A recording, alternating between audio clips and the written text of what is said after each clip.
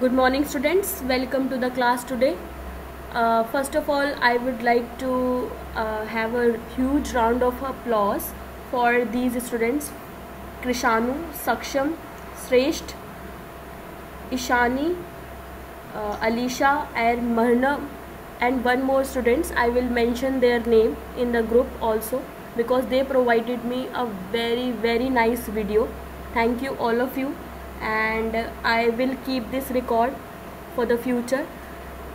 For the other students, please respond properly because these responses are going to be in record. And yeah, that's it. So let's start now. New topic, that is gait of animals today. So first of all, what is gait of animals? The different pattern of movement of animals due to the differences in their skeleton structures are called as gait of animals.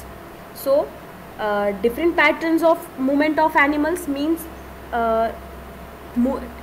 Animals के different patterns होते हैं movement के, due to विच उनके skeleton structures भी different होती हैं. So basically the study of these phenomenon of these skeleton structure is called as gait of animals. So first of all, we will study about the earthworm. The earthworm does not have any internal skeleton structure.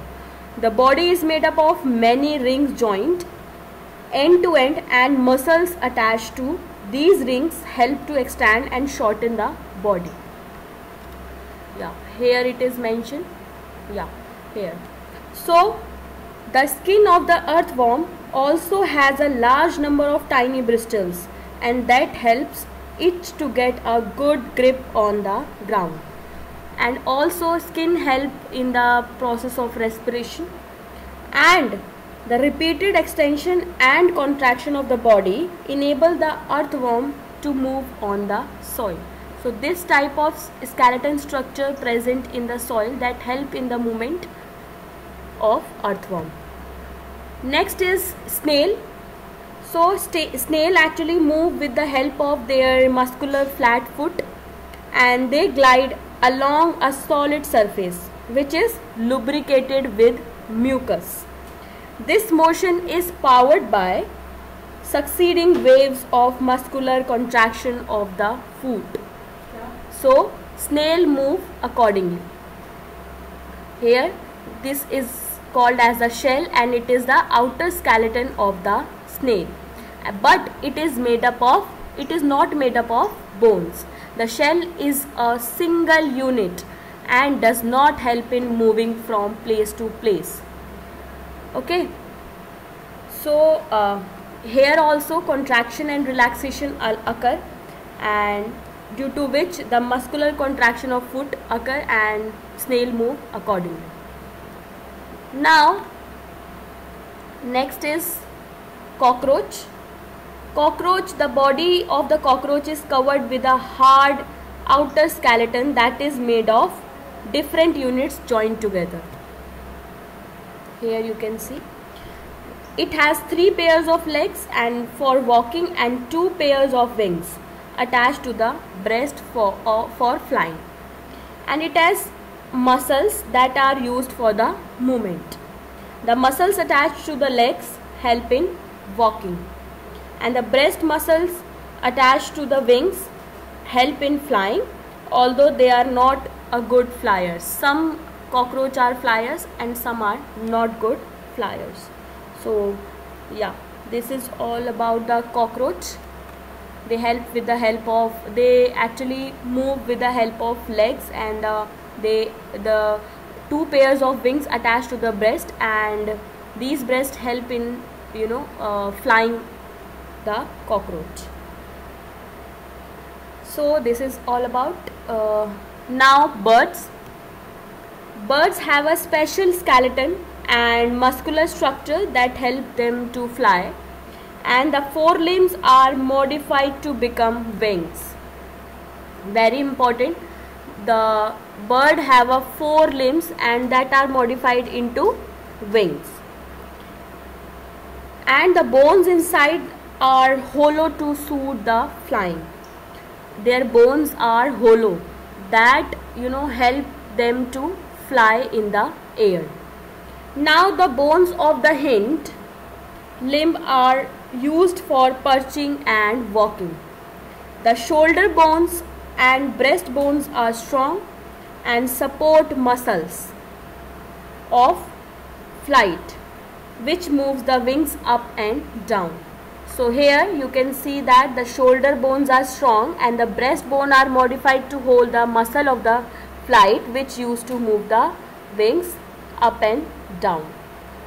Okay, so basically breast bone help in the breast bone modified to hold the muscles of the flight, and that helps in the flying, that helps the bird to fly in the air with the help of wings up and down. Next is fish. Now fish has a skeleton structure. The body of the fish is streamlined. Always remember that the body of the fish is streamlined body, and that helps them to swim with least resistance in the water. They use tail fin for small jerks through the water, and other fins assist swimming. The tail fin is also used for changing the direction. So their fins help in changing the direction, and their body is streamlined, that helps in the movement inside the water. Always remember that their body is streamlined. Yeah, that's it. Okay, now how snake moves. Snake do not have any legs for the movement, but use their long backbone along with muscles for the movement.